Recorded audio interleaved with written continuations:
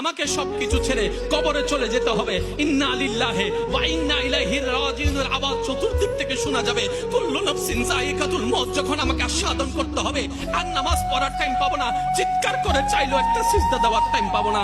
কি আফসোস, কি আফসোস, কি আফসোস আমাদের জন্য যারা আজকে কবরে শুয়ে আছে, তারা রবের কাছে ফরিয়াদ করছে, মাওলা একটা সুযোগ দাও, দুনিয়াতে গিয়ে একটা নামাজ পড়ে আসে, একটা সিজদা দিয়ে আসে।